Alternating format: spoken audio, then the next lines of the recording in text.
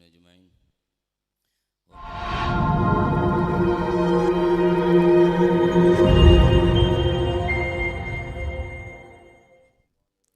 أعوذ بالله من الشيطان الرجيم. بسم الله الرحمن الرحيم. الحمد لله رب العالمين الرحمن الرحيم مالك يوم الدين. إياك نعبد وإياك نستعين. اهدنا الصراط المستقيم صراط الذين أنعمت عليهم غير المغضوب عليهم ولا الضالين آمين. بسم الله الرحمن الرحيم. إذا وقعت الواقعة ليس لوقعتها كاذبة خافضة رافعة. إذا رجت الأرض رجا وبست الجبال بسا فكانت هباء منبثا وكنتم أزواجا ثلاثة فأصحاب الميمنة ما أصحاب الميمنة وأصحاب المشأمة ما أصحاب المشأمة والسابقون السابقون أولئك المقربون في جنات النعيم ثلة من الأولين وقليل من الآخرين على سرر موضونة متكئين عليها متقابلين يطوف عليهم ولدان مخلدون بأكواب وباريق وكأس من معين لا يصدعون عنها ولا ينزفون وفاكهة مما يتخيرون ولحم ضير مما يشهون وحور عين كأمثال اللؤلؤ المكنون جزاء بما كانوا يعملون لا يسمعون فيها لغوا ولا تأثيما إلا قيلا سلاما سلاما. وأصحاب اليمين ما أصحاب اليمين في سدر مخضود وضلح منضود وظل ممدود وماء مسكوب وفاكهة كثيرة لا مقطوعة ولا ممنوعة وفرش مرفوعة. إنا أنشأناهن إنشاء فجعلناهن أبكارا عربا أترابا لأصحاب اليمين ثلة من الأولين وثلة من الآخرين. وأصحاب الشمال ما أصحاب الشمال في سموم وحميم وظل من يحموم لا بارد ولا كريم. إنهم كانوا قبل ذلك مترفين وكانوا يصرون على الحنث العظيم وكانوا يقولون إذا متنا وكنا ترابا وعظاما إنا لمبعوثون أو آباؤنا الأولون. قل إن الأولين والآخرين لمجموعون إلى ميقات يوم معلوم ثم إنكم أيها الضالون المكذبون لآكلون من شجر من زقوم فمالئون منها البطون فشاربون عليه من الحميم فشاربون شرب الهيم هذا نزلهم يوم الدين.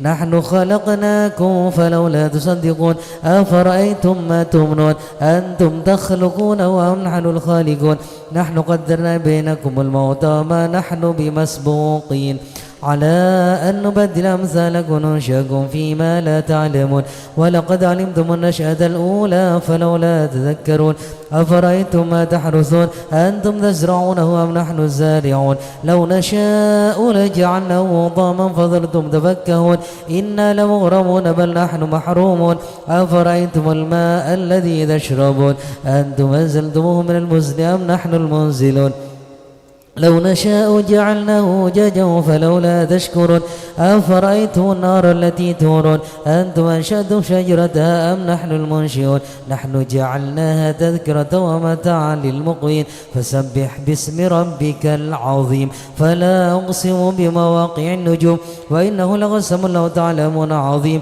إنه لقرآن كريم في كتاب مكنون لا يمسه إلا المطهرون تنزيل من رب العالمين. أفبهذا الحديث أنتم مدهنون وتجعلون رزقكم أنكم تكذبون فلولا إذا بلغت الحلقوم وأنتم حينئذ تنظرون ونحن أقرب إليه منكم ولكن لا تبصرون فلولا إن كنتم غير مدينين ترجعونها إن كنتم صادقين. فأما إن كان من المقربين فروح وريحان وجنة نعيم وأما إن كان من أصحاب اليمين فسلام لك من أصحاب اليمين وأما إن كان من المكذبين الضالين فنزل من حميم وتصلية جحيم. إن هذا لهو حق اليقين فسبح باسم ربك العظيم. اللهم صن وجوهنا باليسار ولا توهنا بالاقتدار ونسترزق طالب رزقك ونستعطف شرار خلقك ونشتغل بحمد من أعطانا ونبتلى بذنب من منعنا وأنت من وراء ذلك كل أهل العطاء والمنع. اللهم كما صد وجوهنا للسجود لا لك فسن عن الحاجة إلا إليك بجودك وكرمك وفضلك يا أرحم الراحمين يا أرحم الراحمين يا أرحم الراحمين. أغننا بفضلك عمن سواك. وصلى الله على سيدنا محمد النبي الأمي وعلى آله وصحبه وسلم والحمد لله رب العالمين. الفاتحة على من أسلافنا الصالحون وعلى من وحبيبنا للهبشي أن الله يغفر ذنوبنا ويستر عيوبنا ويشفي أمراضنا ويقضي حاجتنا وحاجات المسلمين أجمعين. أن الله يسر كل أمورنا أمور الدنيا والآخرة. وإلى حضرة النبي محمد صلى الله عليه وسلم بسر الفاتحة.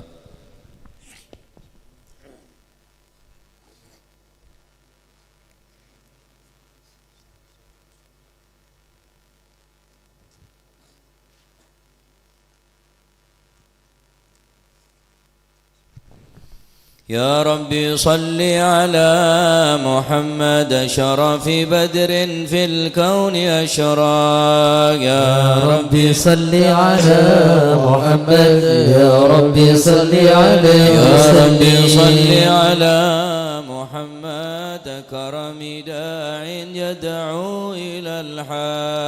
يا ربي صل على محمد يا ربي صل عليه وسلم. يا ربي صل على محمد المصطفى الصادق المصدق.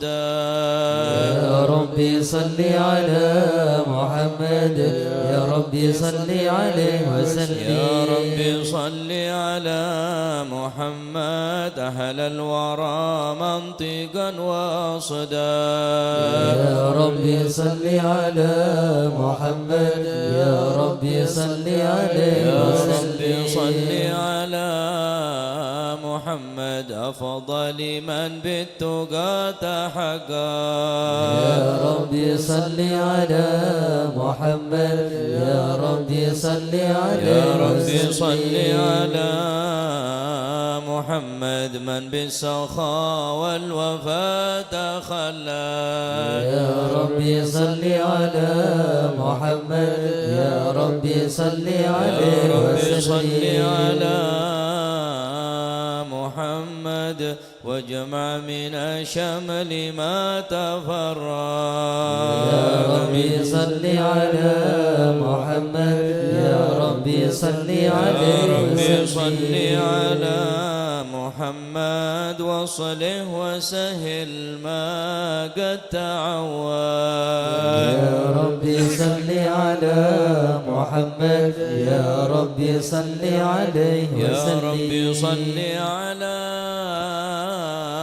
محمد وافتح من الخير كل مغلاق. يا ربي صل على محمد يا ربي صل عليه وسلم. يا ربي صل على محمد وآله ومن بالنبي تعلق. يا ربي صل على محمد يا ربي صل عليه يا وسلم. ربي صل على محمد وآله ومن للحبيب يعشق. يا ربي صل على محمد يا ربي صل عليه يا ربي وسلم. صل على محمد ومن بحبل النبي توثق. يا ربي صل على محمد يا ربي صل عليه يا وسلم. ربي صل على محمد يا ربي صل عليه وسلم. يا ربي صل على محمد يا ربي صل عليه وسلم. اللهم صل وسلم وبارك عليه. أعوذ بالله من الشيطان الرجيم. بسم الله الرحمن الرحيم. إنا فتحنا لك فتحا مبينا ليغفر لك الله ما تقدم من ذنبك وما تأخر ويتم نعمته عليك ويهديك صراطا مستقيما صلى الله وينصرك الله نصرا عزيزا لقد جاءكم رسول من أنفسكم عزيز عليه ما عنتم حريص عليكم بالمؤمنين رؤوف رحيم فإن تولوا فقل حسبي الله لا إله إلا هو عليه توكلت وهو رب العرش العظيم يا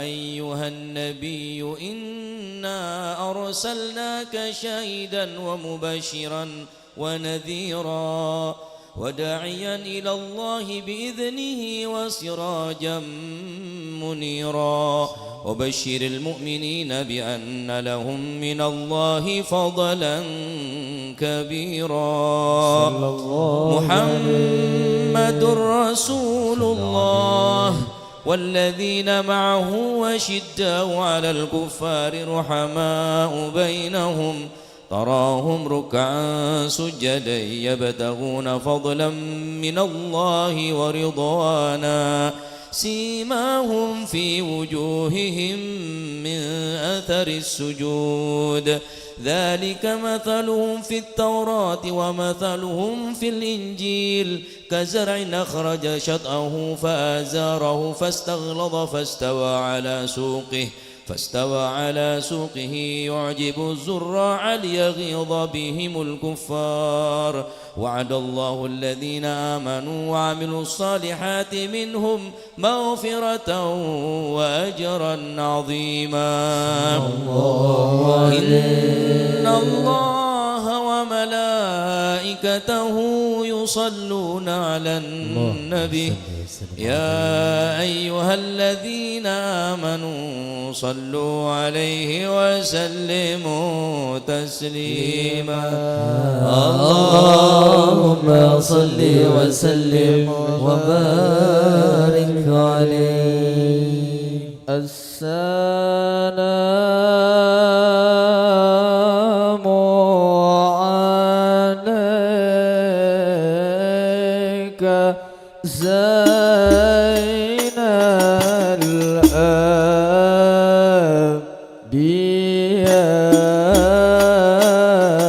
الأنبياء السلام عليك السلام عليك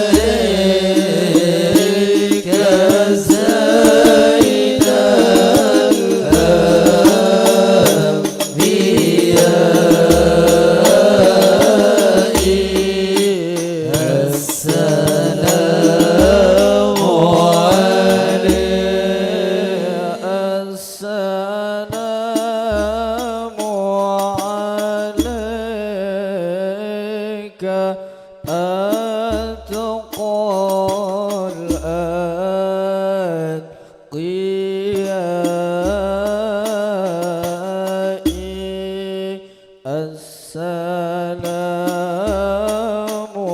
عليك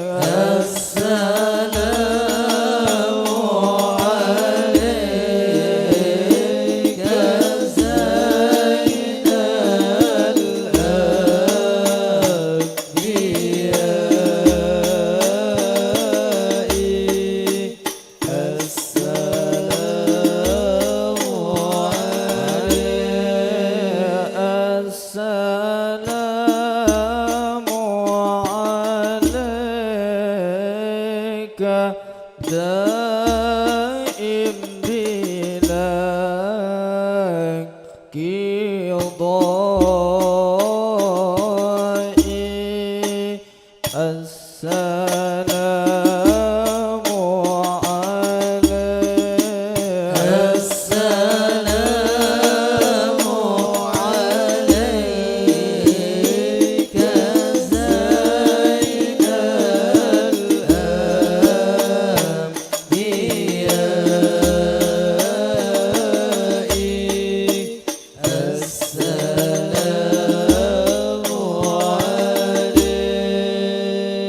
السلام عليك أحمد يا حبيبي صلى الله عليه السلام عليك زين الأنبياء صلى الله عليه السلام عليك طه يا طبيبي صلى الله عليه السلام عليك زين الأنبياء صلى الله عليه السلام على المقدم في الإمام صلى الله عليه السلام عليك زين الأنبياء صلى الله عليه زين الأنبياء السلام عليك أتقى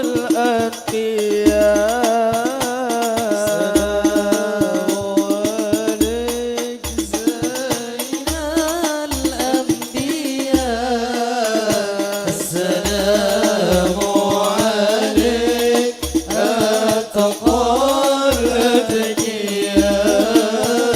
السلام عليك زين الأنبياء السلام عليك أتقى الأتقياء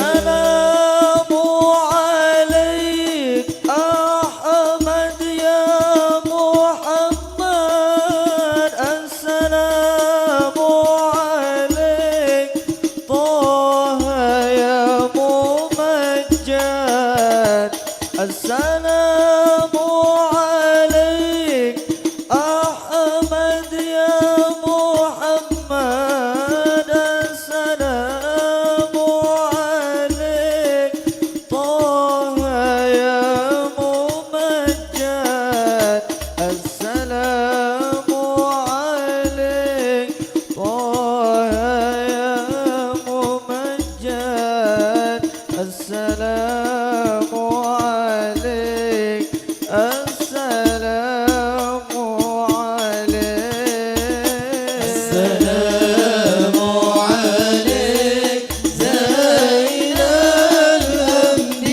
الأنبياء السلام عليك أتقى الأتقياء السلام عليك زين الأنبياء السلام عليك أتقى الأتقياء السلام عليك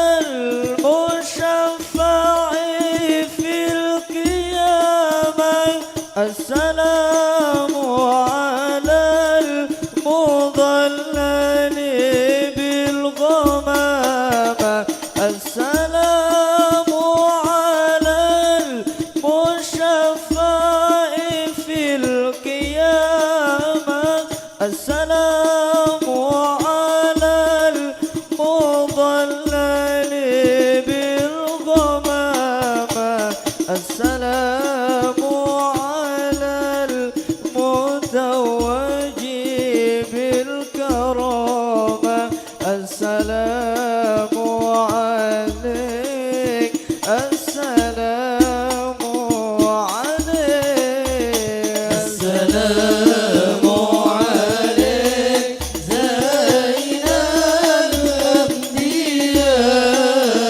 السلام عليك أتقى الأتقياء السلام عليك زين الأنبياء السلام عليك أتقى الأتقياء الله على نور رسول الله الله الله الله على نور رسول الله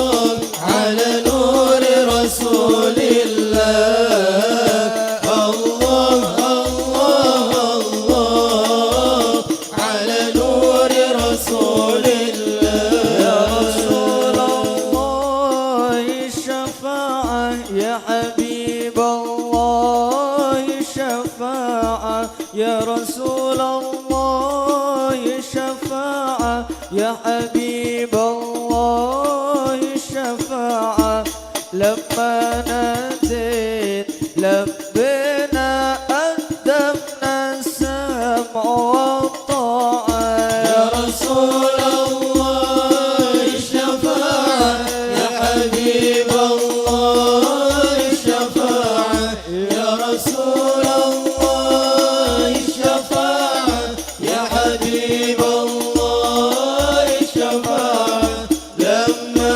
ناديت لبينا أدبنا السمع والطاعة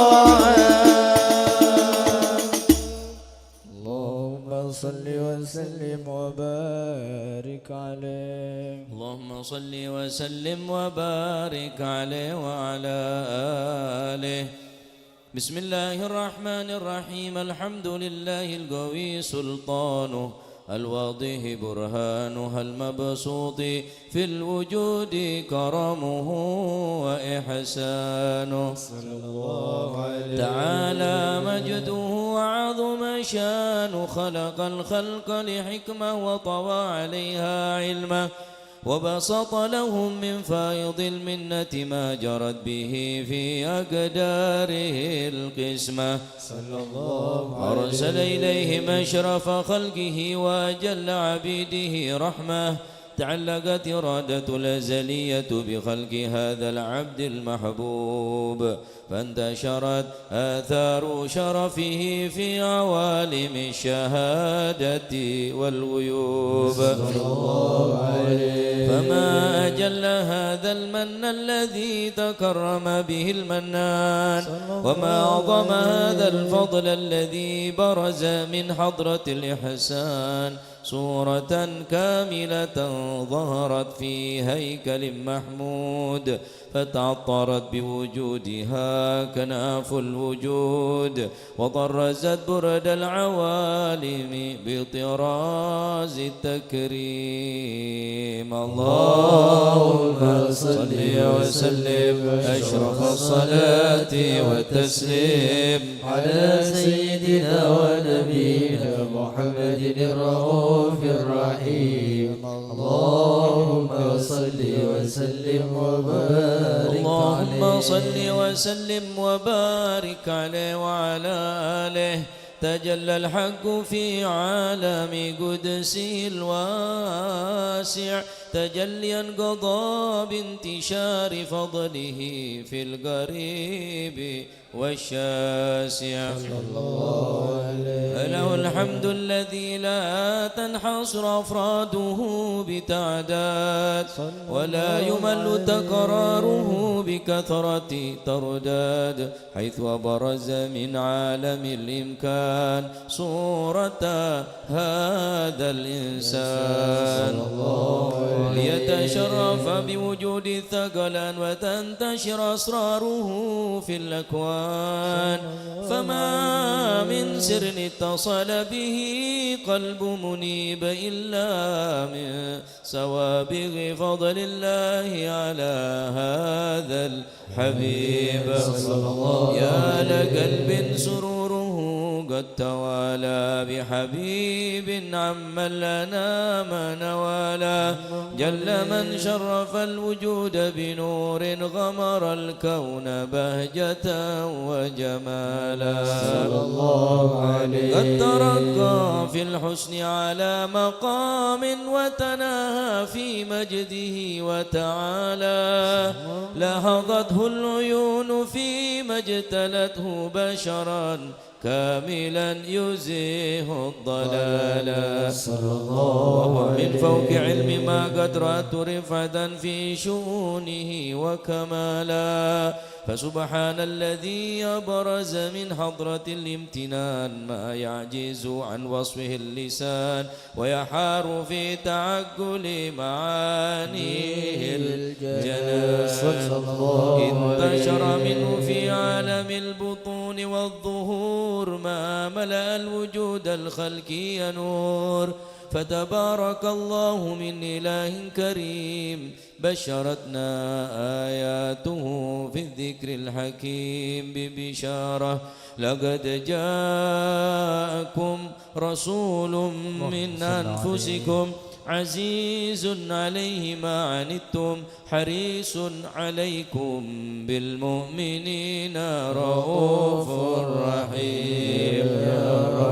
فمن فاجأت هذه البشارة وتلقاها بقلب سليم فقد هدي إلى صراط مستقيم. اللهم صل وسلم أشرف الصلاة وتسليم على سيدنا ونبينا محمد الرؤوف الرحيم. اللهم صل وسلم وبارك عليه. اللهم صل وسلم وبارك عليه.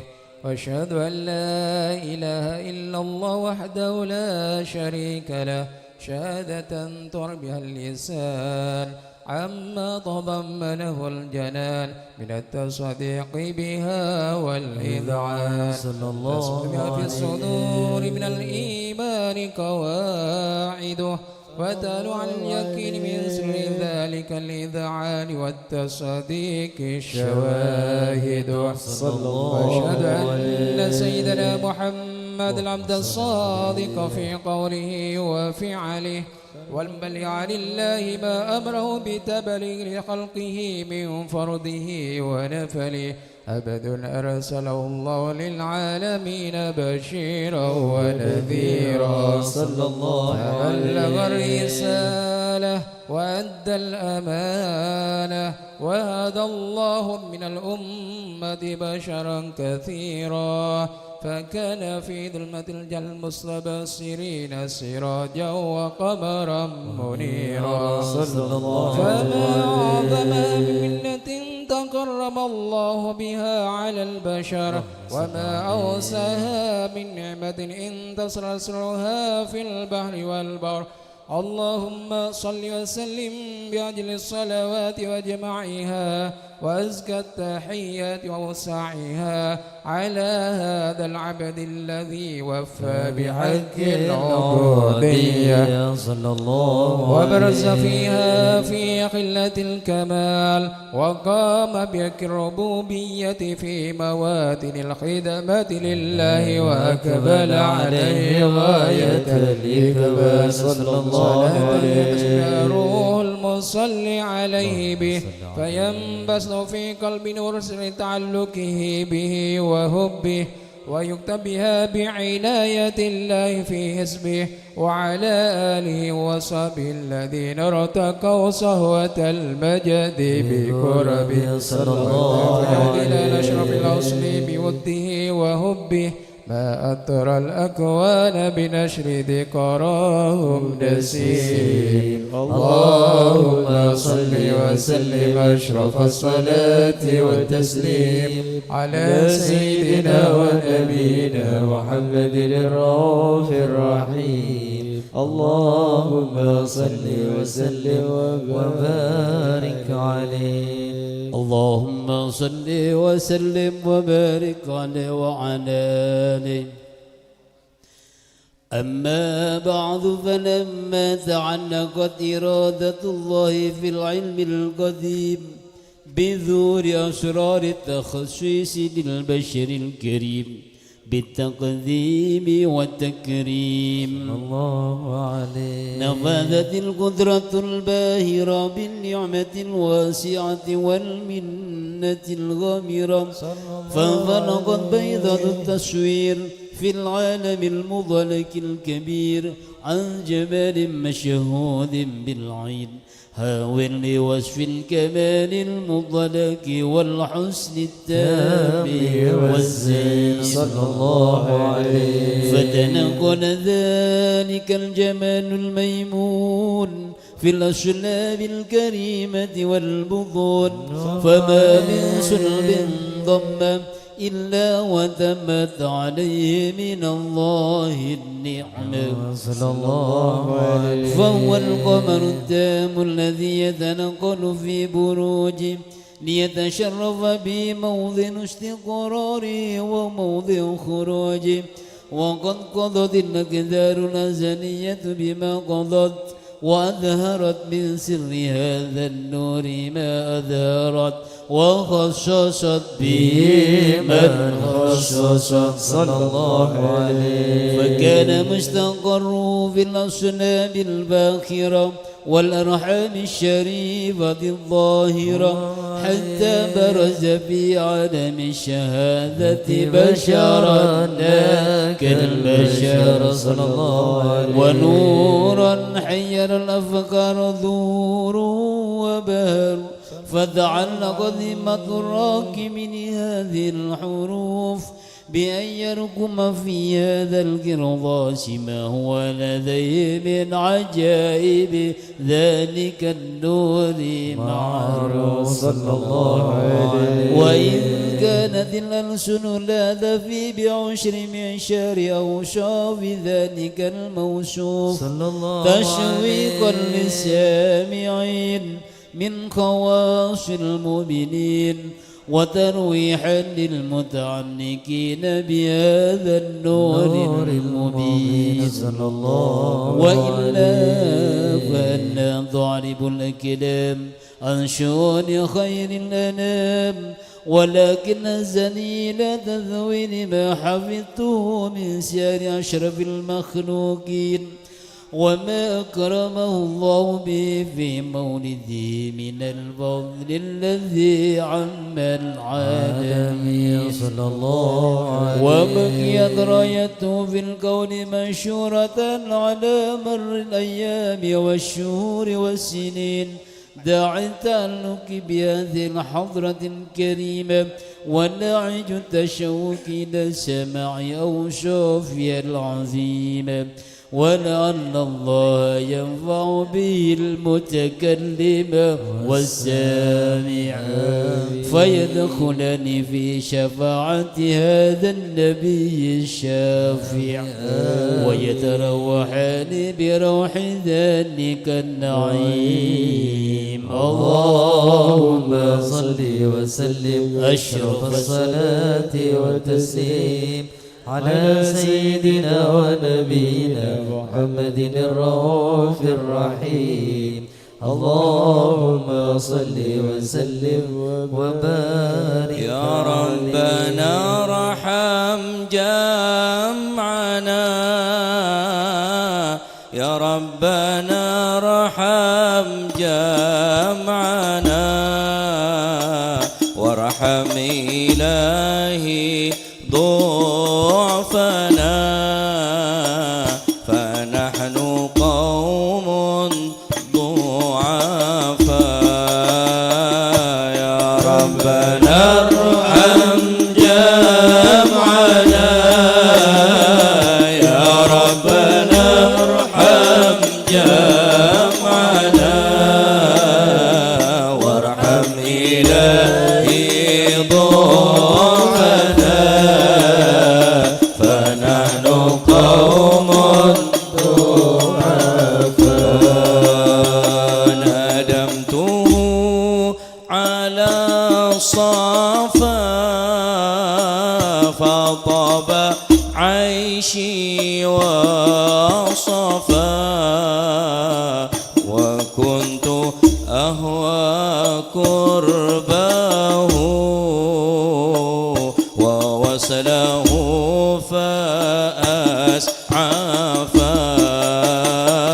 يا ربنا ارحم جمعنا يا ربنا ارحم جمعنا وارحم إلهي ضعفنا فنحن قوم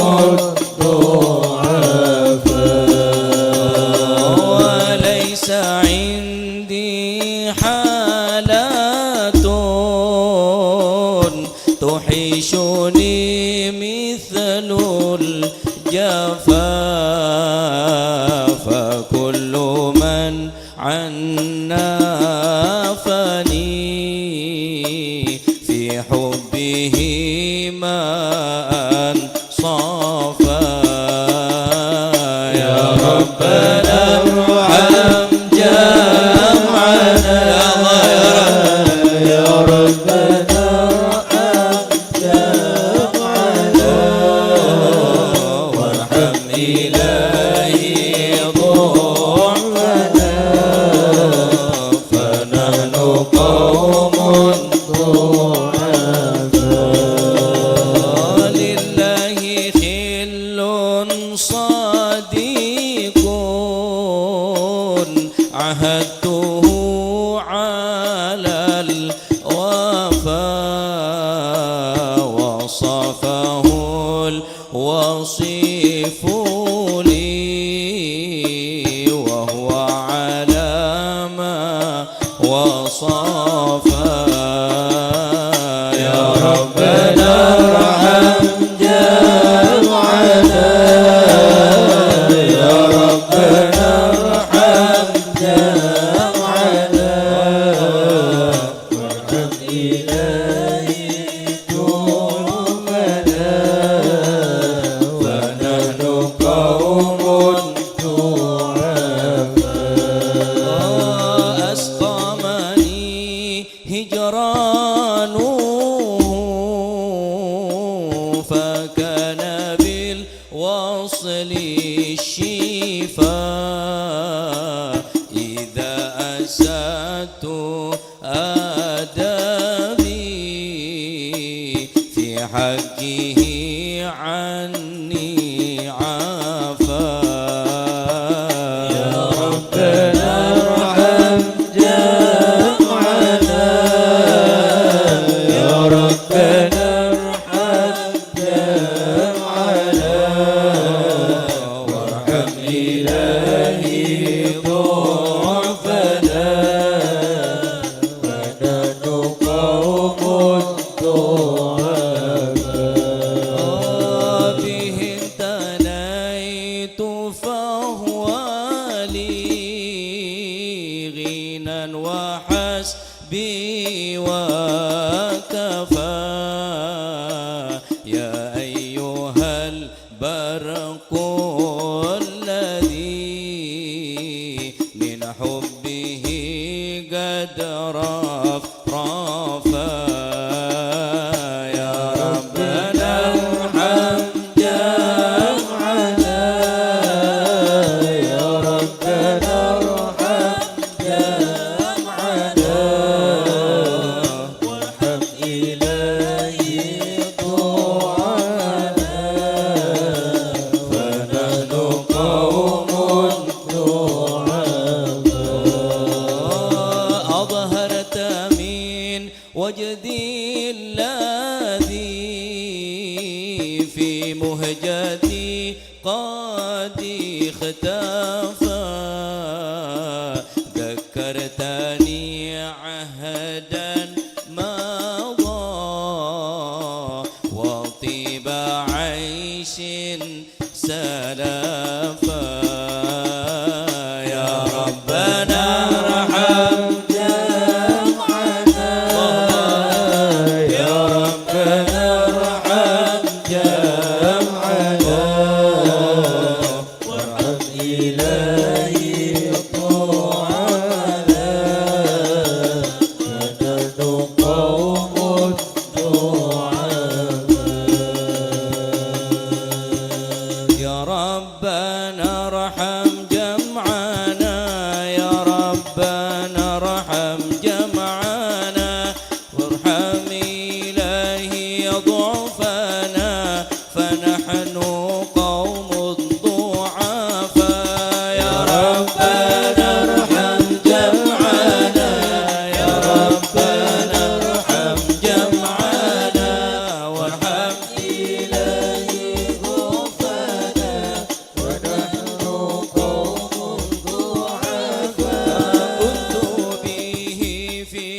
إبطات ببردها ملتحفا يدور فيما بيننا كسن من الود صافا يا ربنا ارحم جمعنا يا ربنا ارحم جمعنا الله إليك وفانا فنحن قوم ضعفاء طابت به أرواحنا وهمها قد انتفى يا ربنا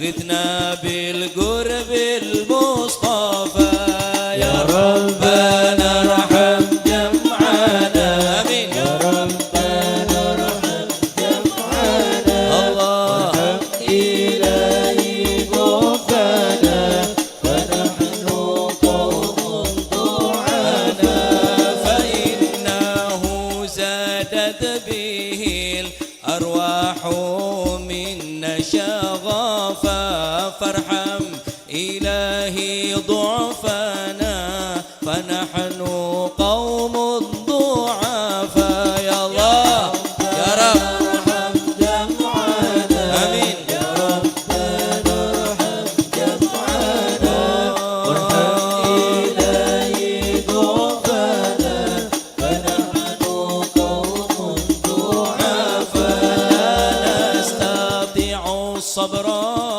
عن محبوبنا ولا الجفا فاكشف إلهي ضرنا يا خير من قد كشفا آمين يا الله ارحم جمعنا الله يا ربنا ارحم جمعنا وارحم إلهي ضعفنا فنحن قوم ضعفاء وامن علينا بلقاء المحبوب جهرا وخافا وصلي يا ربي على البرايا يا شرفا يا ربنا ارحم جمعنا يا ربنا ارحم جمعنا وارحم إلهي ضعفنا فنحن قوم ضعفاء وامن علينا بلقاء المحبوب جهرا وخافا وصلي يا ربي على البرايا شرفا يا ارحم جمعنا يا ربنا ارحم جمعنا وارحم إلهي ضعفنا فنحن قوم ضعفاء وصلي يا ربي على البرايا شرفا وآله وصحبه ومن لهم قد اقتفى يا ربنا ارحم جمعنا يا ربنا ارحم جمعنا وارحم إلهي ضعفنا فنحن قوم ضعفاء اللهم صل وسلم وبارك عليه. وقد آن للقلم أن يخط ما حركته فيه الأنامل مما استفاده الفهم من صفات هذا العبد المحبوب الكامل صلى الله عليه وشمائله التي هي أحسن الشمائل. وهنا حسن أن نثبت ما بلغ إلينا في شأن هذا الحبيب من أخبار وآثار صلى الله عليه ليتشرف بكتابته القلم والقرطاس وتتنزه في حدائقه الأسماء والأبصار. وقد بلغنا في الأحاديث المشهورة أن أول شيء خلقه الله هو النور المودع في هذه السورة. صلى الله عليه. فنور هذا الحبيب أول مخلوق برز في العالم، ومنه تفرع الوجود خلقا بعد خلق فيما حدث وما تقادم. وقد أخرج عبد الرزاق بسنده عن جابر بن عبد الله الأنصاري رضي الله عنهما قال: قلت يا رسول الله بأبي وأمي أخبرني عن أول شيء خلقه الله قبل الأشياء. قال: يا جابر إن الله خلق قبل الأشياء نور نبيك محمد صلى الله عليه وسلم من نوره. وقد ورد من حديث أبي هريرة رضي الله عنه أنه قال: قال رسول الله صلى الله عليه وسلم: كنت أول النبيين في الخلق وآخرهم في البعث. وقد تعددت الروايات بأنه أول الخلق وجودا وأشرفهم مولودا.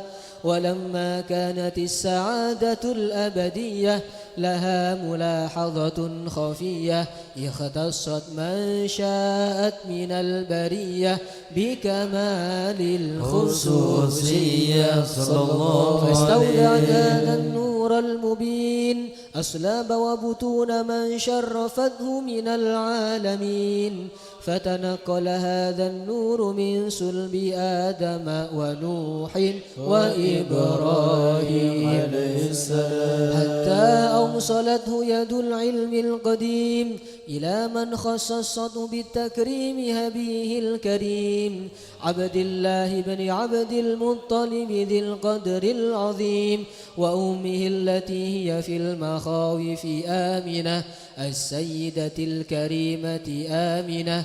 فتلقاه سلب عبد الله فألقاه إلى بطنها صلى الله عليه وسلم، أحشاؤها بمعونة الله محافظة على حق هذه الدرة وصونها، فحملته برعاية الله كما ورد عنها حملا خفيفا لا تجد له ثقلا صلى الله عليه، ولا تشكو منه ألما ولا عللا حتى بر الشهر بعد الشهر من حمله، وقرب وقت بروزه إلى عالم الشهادة لتنبسط على أهل هذا العالم فيوضات فضله وتنتشر فيه آثار مجده الصميم. اللهم صل وسلم أشرف الصلاة والتسليم على سيدنا ونبينا محمد الرؤوف الرحيم. اللهم صل وسلم وبارك عليه. اللهم صل وسلم وبارك عليه وعلى آله.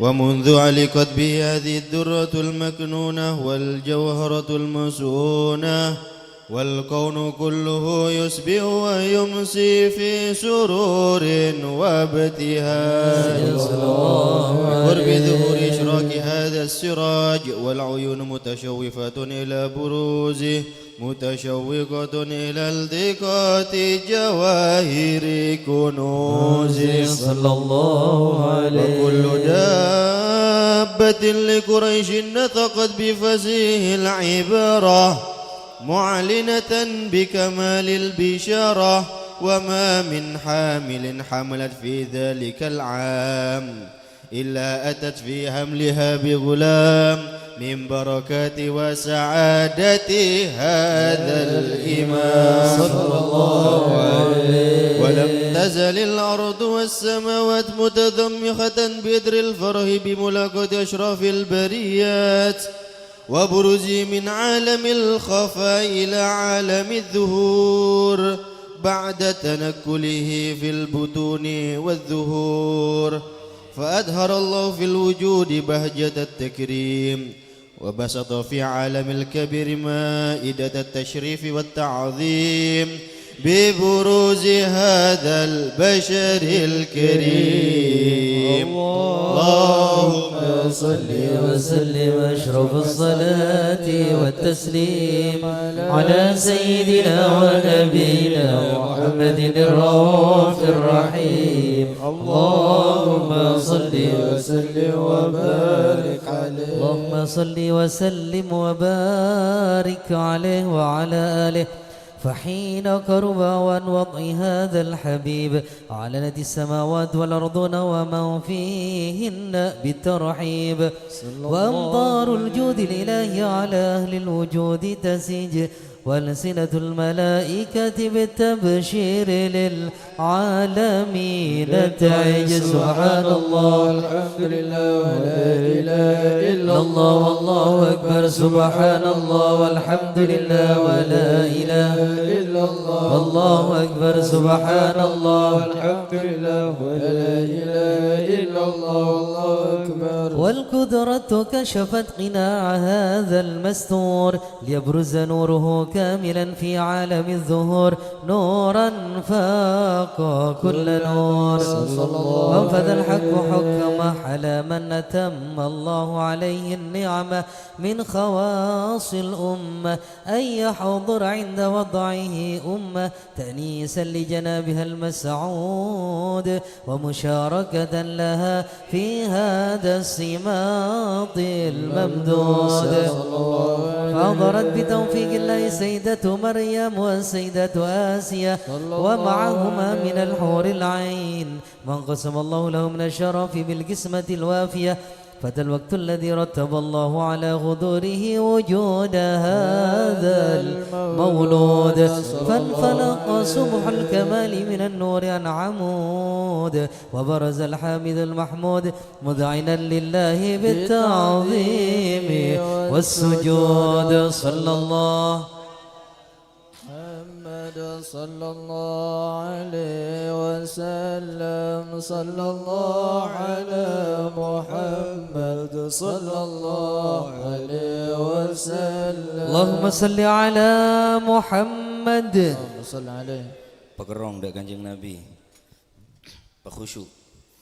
أشرق الكون ابتهاجا بوجود المصطفى حماد ولأهل الكون أنس وسرور قد تجدد.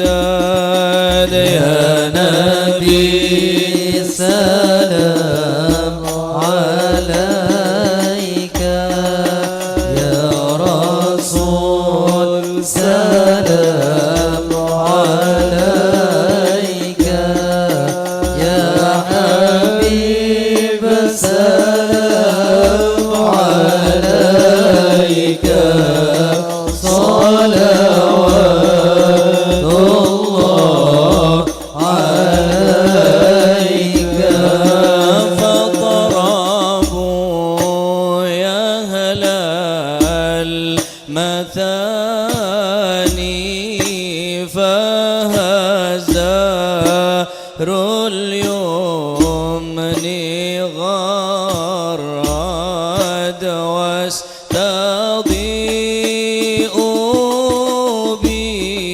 بجمال فقف الحسن تفرد. يا نبي سلام عليك، يا رسول سلام عليك، يا حبيب سلام عليك. صلاة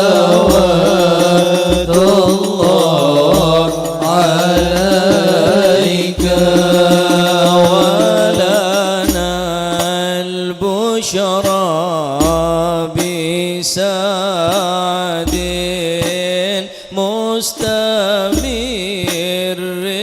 ليس ينفد حيث أوتينا عطاء جمع الفخر المؤبى يا نبي سلام عليك يا رسول سلام عليك يا حبيب سلام عليك صلوات الله عليك فلربي كل حمد جل أن يحصره العاد إذا حبانا بوجود المصطفى الهادي محمد يا نبي سلام عليك يا رسول سلام عليك يا حبيب سلام عليك صلوات الله عليك يا رسول الله أهلا بك إن بك نسعد وبجاهه يا إلهي جد وبلغ كل مقصد يا نبي سلام عليك يا رسول سلام عليك يا حبيب سلام عليك صلوات الله عليك واهدنا نهج سبيلي كي به نسعد ونرشد ربي بلغنا بجاهه بجوار خير مقعد يا نبي سلام عليك يا رسول سلام عليك عليك يا حبيب سلام عليك صلوات الله عليك وصلاة الله تغشى أشرف الرسل محمد وسلام مستمر كل حين يتجدد طلع البدر علينا من ثنيات الوداع وجب الشكر علينا ما دعا لله طلع البدر علينا من ثنيات الوداع وجب الشكر علينا ما دعا لله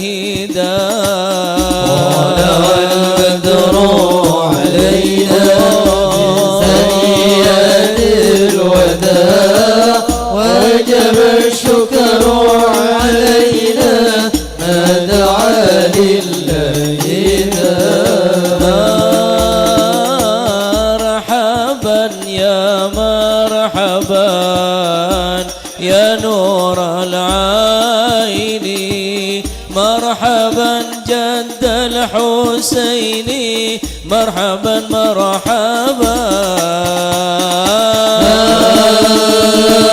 مرحبا يا مرحبا يا نور العين مرحبا جد الحسين مرحبا مرحبا واكرمي النار وحمينا واكرمي الأرض وحمينا بلقاء خير الأنام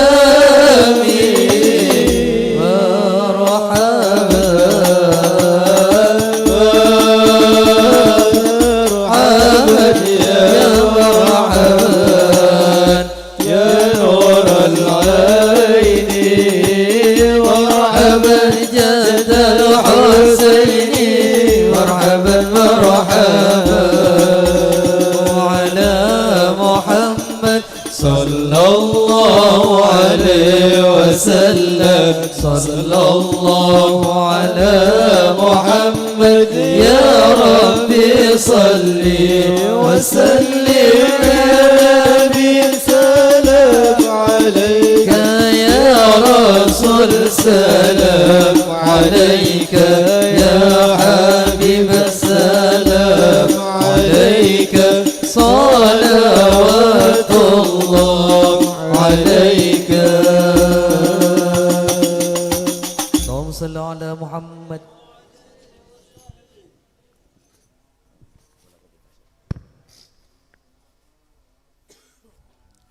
اللهم صل وسلم وبارك عليه وحين برز صلى الله عليه وسلم من بطن أمي برز رافعا طرفه إلى السماء مؤميا بذلك الرفع إلى أن له شرفا على مجده والسماء وكان وقت مولد سيد الكونين من الشهور شهر ربيع الأول من الأيام يوم الاثنين وموضع ولادتي وقبري بالحرمين وقد ورد أنه صلى الله عليه وسلم ولد مختونا مكحولا مقطوعا سرا تولى ذلك لشرفي عند الله أيدي القدرة ومع بروزي إلى هذا العالم ظهر من العجائب ما يدل على أنه أشرف المخلوقين وأفضل الحبائب فقد ورد عن عبد الرحمن بن عوف عن أم الشفاء رضي الله عنهما قالت لما ولدت آمنة رضي الله عنها رسول الله صلى الله عليه وسلم وقع على يدي فاستهل فسمعت قائلا يقول رحمك الله أو رحمك ربه صلى الله عليه. قالت الشفاء فأضاء له ما بين المشرق والمغرب حتى نظرت إلى بعض قصور الروم. قالت ثم ألبست وأجعته فلن أنشب أن غشتني ظلمة ورعب وكشعريرة عن يميني فسمعت قائلا يقول أين ذهبت بي قال إلى المغرب صلى الله عليه وأسفر ذلك عني ثم عاودني الرعب والظلمة والقشعريرة عن يساري فسمعت قائلا يقول أين ذهبت بي قال إلى المشرق صلى الله قال عليه فلم يزل الحديث مني على بال حتى ابتعثه الله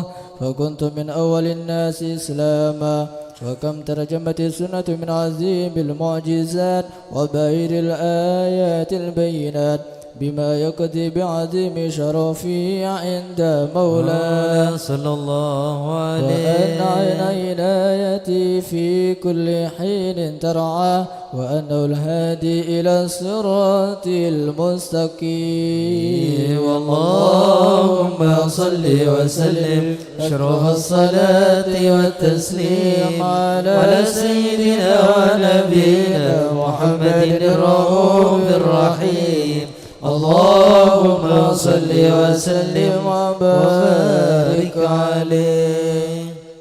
Bismillah, alhamdulillah, salatu wassalamu ala rasulillah Sayyidina wa maulana wa habibina wa syafi'ina wa nuri qulubina Muhammad ibni Abdillah la hawla wa la quwata illa billah radiyallahu ankum wa qala radiyallahu an. Alhamdulillah kita diberikan kesempatan oleh Allah Subhanahu wa taala untuk menambah kecintaan kita kepada Rasulullah sallallahu alaihi wasallam. Muga majelis ini kabeh manfaat barakah fi din wad dunya wal akhirah istiqamah ila yaumil qiyamah. Amin ya rabbal alamin. Ada tiga golongan yang paling merugi, yang paling bodoh dan yang paling rugi. Yang pertama makhluk yang paling bodoh dan makhluk yang paling rugi. Yang pertama adalah anjing pemburu. Anjing pemburu, dia disuruh oleh tuannya untuk memburu hewan buruannya. Namun ketika dia berhasil menangkap hewan buruan, pasti hasil buruannya akan diserahkan kepada majikannya. Ini adalah makhluk yang paling bodoh dan makhluk yang paling rugi. Tapi sebagian sifat dari anjing nikah beda sebisa ekala faedah. Kebanyakan sifat anjing memang jelek. Tapi sebagian sifat selain kadang-kadang bisa mekala sifat atau watak daripada manusia. Anjing nikah patuh betul dek tuana. Anjing nikah nurut dek majikanna. Tolang yang temaki, pedok nikah tolang, bagi pole tolang. Berharap tolang se yang temaki gele, berdete kinga. Yang temaki pole tolang, pedok burung anjing pemburu gele. Berhasil bagi pole kecera gele, kemajikanna. Terus demikian, tak lembut asa. Lemon kulit sampean ya tak mungkin sinika. Yonceng sekalian, umpama teh sang ki datang boleh dua kali ki. Yonceng boleh ada apa-apa nah mungkin ki sabora. Eta lokal ki coret merah pun. Langsung kayak masake. Cuma sebagian besar beteka anjing nih kak memang coba paling tolol, paling bodoh, paling rugi. Bayangkan hewan buruan begitu gesit, medok menjangan, medok ombi neng hutan, hasil bagi dia majikan. Tayyib. Kedua, orang yang paling bodoh, orang yang paling rugi adalah orang yang kikir, bakhil. Al-bukhala hayatuhu kal fuqara wa hisabuhu hisabul agniya. Orang kikir tersebut hidupnya seperti orang yang fakir. Corek, odin ngareng melarat. Padahal soki, tapi hisab na gua ku enggak hisab na orang soki. Padahal ngakana tak seberempah, Akhir ahli waris saya nyaman. Cek tadi waris nomor 2 nih. Paling rugi, paling bodoh. Mau polong PC, mau polong dunia. Saya hisap reng tuana, tapi saya ngerasa aki nyamana potrana. Hisapna apa? Odin reng melarat neka fukoro neka enga odin. Orang saya medit neka enga odin orang melarat, tapi hisapna orang saya soki. Da aban TV perhitungan kadang. Dan dino orang perhitungan. Macam banyak nyompong. Separuh berapa? Deki kaki mohon puto. Dak dino orang bisa cerai. Aneka benekun cuma bakil tapi syuhun muta. Di atas kikir, cerikit berarti rela. Jadi orang si bakil. Orang medit neka al-bakhilu ba'idun minallah, ba'idun minan nas, ba'idun minal jannah, qaribun minan nar. Orang medit jauh dari rahmat Allah, jauh dari manusia, jauh dari swarga, semak ke neraka. Tikal sampian ibadah pas-pasan sokor loman. Lebih cintain tina Gusti Allah daripada ahli ibadah tapi medit. Karena medit ni ke penyakit sebisa maelang benyakan ilmu, bisa matada ben merosak benyakan ibadah. Sebab medit perangi. Cak den tek soki sak sedekah. Bila terwa sedekah tiba keluar. Bila terwa bantu tuli bantu.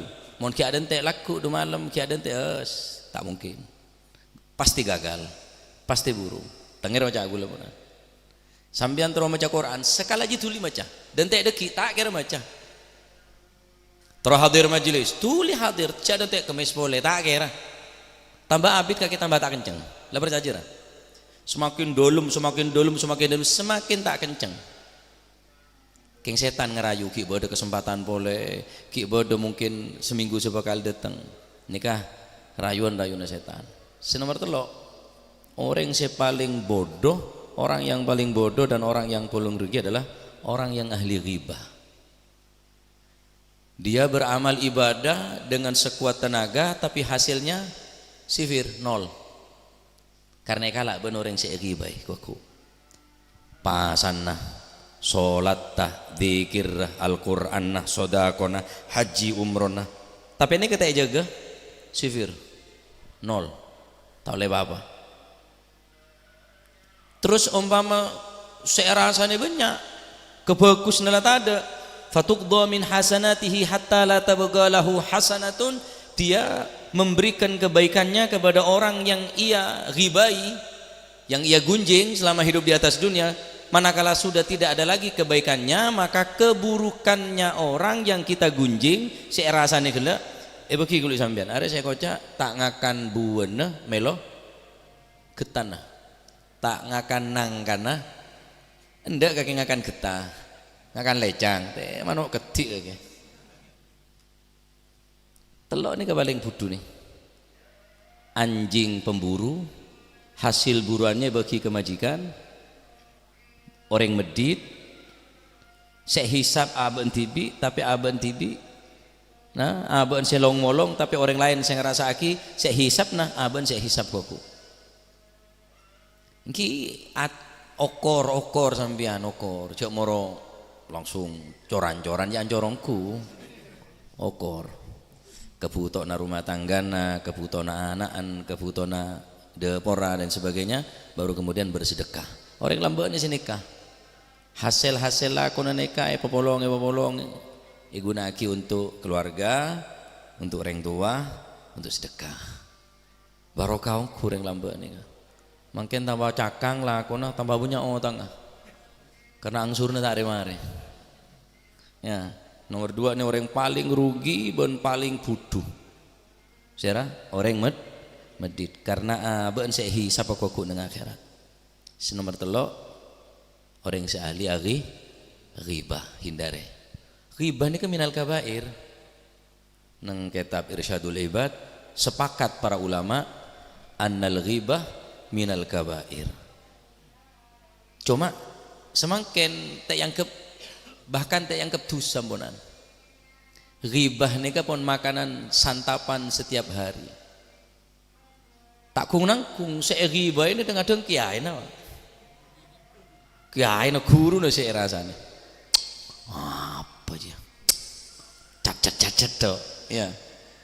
Tak kung nangkung orang sesoleh ghibah. Orang sesoleh aja bener orang cek bener.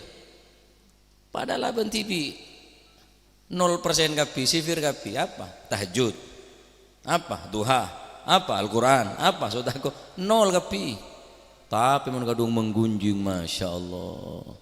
Nika minal kabair nika. Tak cukup sama na tobat kecuali istihlal atau istirdo de orang seegibai. Engkau seporan ayo. Ngerasane be engkau mang. Kon sorong kok cut kecutan. Biasan kan beda sarasan cut. Iya bisa apaan? Beda kanjana lagi, iya dua on kanan kiri tutut. Wajib istihlal, tak cukup sampean pasaan telasan 00 mulai dari 0 tak bisa.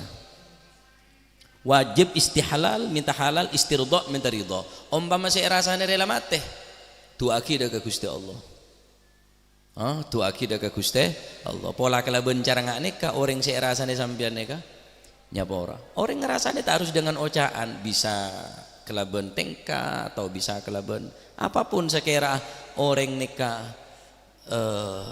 eko caen erasanin nikah tak terima walaupun tepak ben kebeden mun tak tepak bi kebeden bener ribah boleh tapi buhtan tusan lebih rajin nikah tak cocok bi keadaan tak cocok bi kondisi sekalipun cocok umpama cacat ongku pacet anekanya meribah umpama tak cacat bener ribah boleh ngaranin sampean berarti buhtan wala'iyadzubillah percuma sampean salat ahli ibadah tapi lesan neka tak jaga nah telok neka golono makhluk si paling rugi anjing pemburu orang yang kikir ketiga orang yang ahli ghibah wala'iyadzubillah ya muka pada selamat muka majelis neka barokah manfaat insyaallah muka lesan jaga tining Allah Subhanahu wa taala sifat-sifat medit buang tining Allah Subhanahu wa taala teti orang si ahli bantu teti orang si ahli menolong amin Allahumma amin wa sallallahu alaihi wasallam Muhammad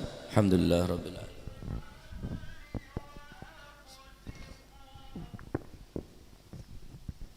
Bismillahirrahmanirrahim. Alhamdulillahirabbil alamin hamdan yuafi ni'amahu yugafi mazidah. Ya Rabbana lakal hamdu kama yanbaghi li jalali wajhika wa 'azimi sultanik. Allahumma shalli wa sallim ala sayyidina Muhammadin fil awwalin wal akhirin wa shalli wa sallim ala sayyidina Muhammadin fi kulli waqtin wa hin wa shalli wa sallim ala sayyidina Muhammadin fil mala'il a'la ila yaumiddin wa shalli wa sallim ala sayyidina Muhammadin wa ala alihi wa sahbihi ajma'in. ولما نظم الفكر من دراري الأوصاف المحمدية عقودا توجهت إلى الله متوسلا بسيدي وحبيبي محمد صلى الله عليه وسلم أن يجعل سعينا فيه مشكورا وفعلنا فيه محمودا وأن يكتب عملنا في الأعمال المقبولة وتوجهنا في التوجهات الخالصة والصلات الموصولة. اللهم يا من إليه تتوجه الآمال فتعود ظافرة وعلى باب عزته تحط الرحال فتغشاها منه الفيوضات الغامرة. نتوجه إليك بأشرف الوسائل لديك سيد المرسلين عبدك الصادق الأمين سيدنا محمد الذي عمت رسالته العالمين أن تصلي وتسلم على تلك الذات الكاملة مستودع أمانتك وحفيظ سرك وحامل رايات دعوتك الشاملة الأب الأكبر المحبوب لك والمخصص بالشرف الأفخر في كل موطن من مواطن القرب ومظهر قاسم إمدادك في عبادك وساك كؤوس إرشادك لأهل ودادك سيد الكونين وأشرف الثقلين العبد المحبوب الخالص المخصوص منك بأجل الخصائص. اللهم صل وسلم عليه وعلى آله وأصحابه وأهل حضرة اقترابه من أحبابه. اللهم إنا نقدم إليك جاه هذا النبي الكريم ونتوسل إليك بشرف مقامه العظيم أن تلاحظنا في حركاتنا وسكناتنا بعين عنايتك وأن تحفظنا في جميع أطوارنا وتقلباتنا بجميل رعايتك وحسين وقايتك. وأن تبلغنا من شرف القرب إليك وإلى هذا الحبيب غاية آمالنا وتتقبل منا ما تحركنا فيه من نياتنا وأعمالنا وتجعلنا في حضرة هذا الحبيب من الحاضرين وفي طرائق اتباعه من السالكين ولحقك وحقه من المؤدين ولعهدك من الحافظين. اللهم إن لنا أدمعا في رحمتك الخاصة فلا تحرمنا وذنونا جميلة هي وسيلتنا إليك فلا تخيبنا. آمنا بك وبرسولك وما جاء به من الدين وتوجهنا به إليك مستشفعين أن تقابل المذنب منا بالكفران والمسيء بالإحسان والسائل بما سأل والمؤمل بما أمل وأن تجعلنا ممن نصر هذا الحبيب ووازره وواله وظاهره وعم ببركته وشريف وجهته أولادنا ووالدينا وأهل قدرنا ووادينا وجميع المسلمين والمسلمات والمؤمنين والمؤمنات في جميع الجهات وأدم راية الدين القويم في جميع الأقطار منشورة ومعالم الإسلام والإيمان بأهلها معمورة معنى وسورة. واكشف اللهم كربة المكروبين واقضي دين المدينين واغفر للمذنبين وتقبل توبة التائبين وانشر رحمتك على عبادك المؤمنين أجمعين واكفي شر المعتدين والظالمين وابسط العدل بولاة الحق في جميع النواحي والأقطار وأيدهم بتأييد من عندك ونصر على المعاندين من المنافقين والكفار واجعلنا يا رب في الحصن الحصين من جميع البلايا واجعلنا يا رب في الحصن الحصين من جميع البلايا واجعلنا يا رب في الحصن الحصين من جميع البلايا وفي الحرز المكين من الذنوب والخطايا وعدمنا في العمل بطاعتك والصدق في خدمتك قائمين وإذا توفيتنا فتوفنا مسلمين مؤمنين واختم لنا منك بخير أجمعين. وصل وسلم على هذا الحبيب المحبوب للأجسام والأرواح والقلوب وعلى آله وصحبه ومن إليه منسوب وآخر دعوانا الحمد لله رب العالمين. سبحان ربك رب العزة عما يصفون وسلام على المرسلين والحمد لله رب العالمين. بسر الفاتحة.